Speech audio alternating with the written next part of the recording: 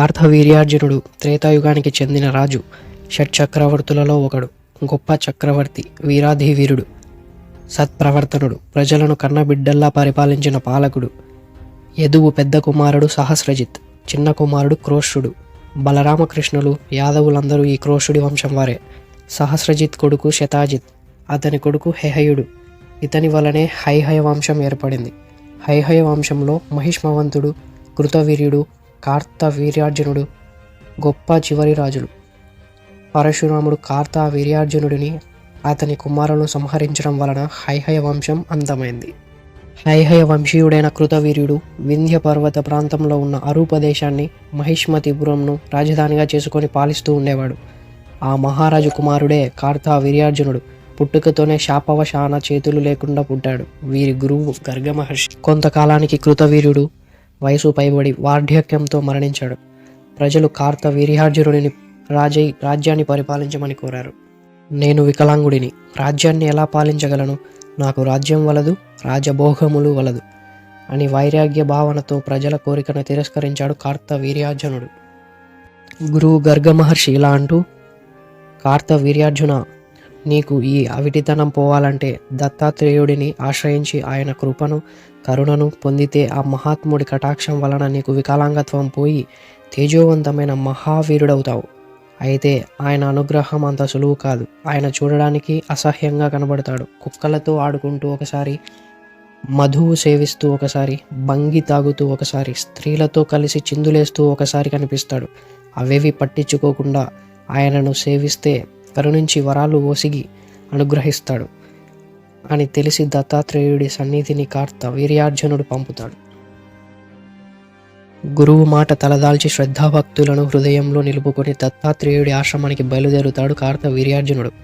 దత్తాత్రేయుడు ఎన్ని వన్నెలు చిన్నెలు చూపినా, ఎన్ని ఇబ్బందులకు గురి చేసినా ఆయన చరణాలను పట్టుకొని ఇడవకుండా ఎన్నో సంవత్సరాలు సేవ చేశాడు కార్తవీర్యార్జునుడు.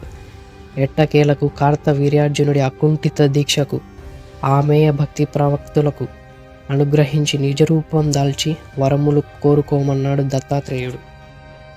అప్పుడు కార్తవీర్యార్జునుడు ఇలా అంటూ, స్వామి, దయామయ, కరుణాసాగర, ఇన్నాళ్లకు నాపై కృప కలిగిందా దేవా పరంధామ, నాకు 4 వరములు అనుగ్రహించండి పరమాత్మ అంటూ అనేక విధాలుగా ప్రస్తుతిస్తాడు. కోరుకో కార్తవీర్యార్జున, నీకు వరములను నిరభ్యంతరంగా ప్రసాదిస్తాను అని అభయమిచ్చాడు దత్తాత్రేయుడు.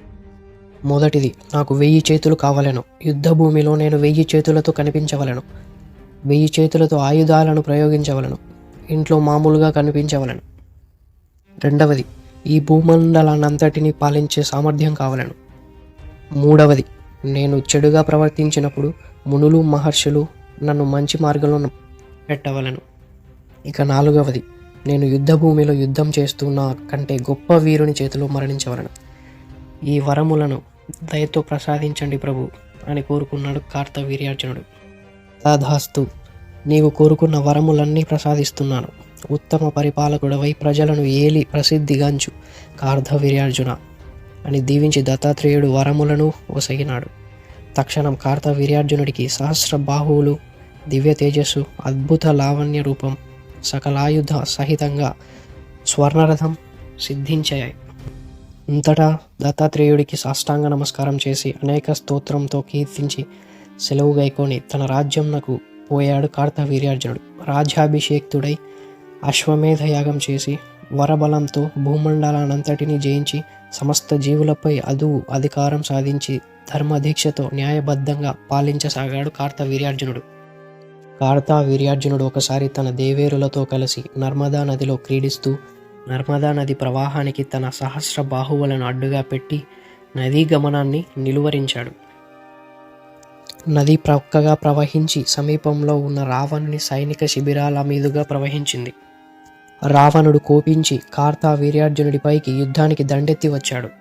కార్తవీర్యార్జునుడు రావణుని యుద్ధంలో ఓడించి చెరశాలలో బంధించాడు. రావణుడి తాత పులస్థ్యుడు కార్తవీర్యార్జునుడి దగ్గరికి వచ్చి రావణుడిని విడిచిపెట్టమని కోరగా రావణుడిని బంధ విముక్తిని చేసి సగౌరవంగా సాగనంపాడు. కార్తవీర్యార్జునుడి పాలనను యక్ష, కిన్నెర, కింపురుష, గంధర్వులు ప్రశంసించారు. సకల లోకాలలో కీర్తించబడినాడు. దానితో అతనిలోనికి గర్వం, అహంకారం, అహంభావం ప్రవేశించి విర్రవీగాడు. వరబలంతో బలగర్వంతో దేవలోకాలను జయించాడు. ఇంద్రుడిని కూడా పీడించాడు కార్తవీర్యార్జునుడు. ఒకనాడు అగ్నిదేవుడు కార్తవీర్యార్జునుడి దగ్గరకు వచ్చి, రాజా, నాకు ఆకలిగా ఉంది, ఆహారం కావాలి. నీవు రక్షణగా నిలబడితే ఈ గిరినగర రాజ్యాన్ని స్వాహా చేసిన ఆకలి తీర్చుకుంటాను అని అర్థిస్తూ అడిగాడు. మదోన్మతుడై ఉన్న కార్తవీర్యార్జునుడు, ఈ గిరి నగరారణ్యాన్ని స్వాహా చేసి నీ ఆకలి తీర్చుకో అగ్నిభట్టారక అంటూ అనుమతినిచ్చి అండగా నిలిచాడు కార్తవీర్యార్జునుడు. అగ్ని గిరి నగరారణ్యాన్ని యథేచ్ఛగా స్వాహా చేస్తూ అడవిలోని పల్లెలను ఆశ్రమాలను కూడా కూల్చివేశాడు. ఈ అరణ్యంలోనే ఉన్న వశిష్ఠుని ఆశ్రమాన్ని కూడా దహనం చేశాడు.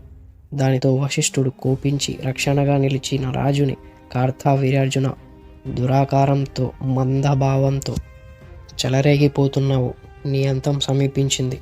నిన్ను ఒక ముని కుమారుడు నీ సహస్ర బాహువులను తెగనరికి నీ మస్తకాన్ని త్రుంచుతాడు అని శపించాడు వశిష్ఠ మహర్షి.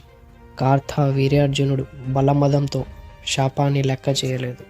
దేవతలందరూ వైకుంఠం చేరి కార్తవీర్యార్జునుడి ఆగడాలు శృతిమించాయని, మితిమీరిన అతని అకృత్యాలకు హద్దు అదుపు లేదని, అతని పీడనం నుండి తమను రక్షించమని శ్రీ మహావిష్ణువునకు మొరపెట్టుకున్నారు.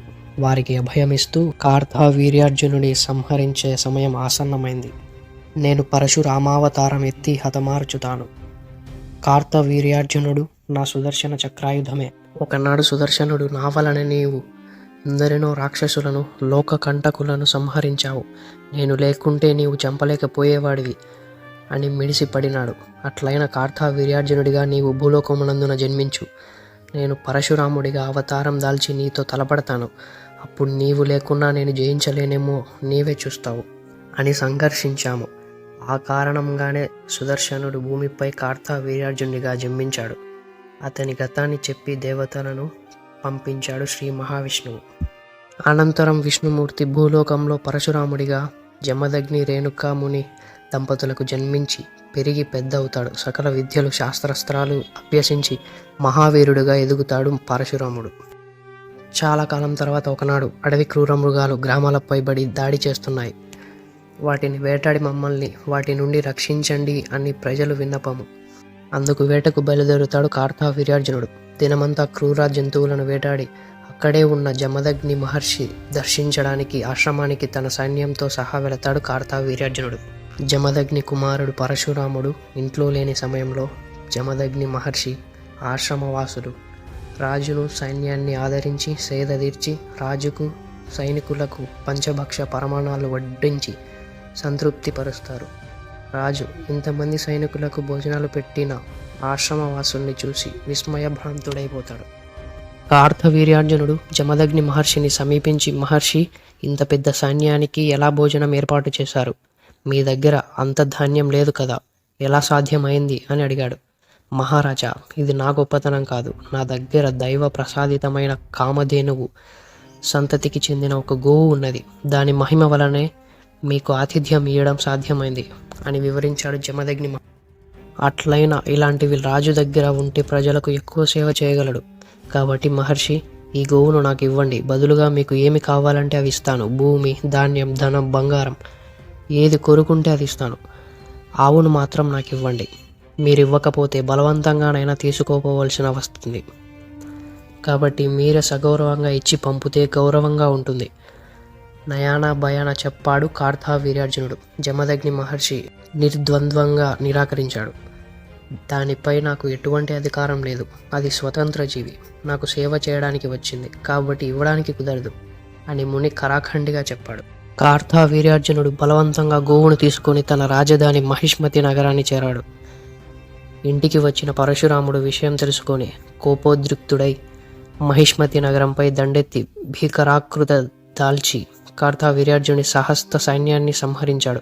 కార్తవీర్యార్జునుడితో జరిగిన మహాభయంకర యుద్ధంలో అతడి సహస్ర బాహువులను తలను ఖండిస్తాడు పరశురాముడు.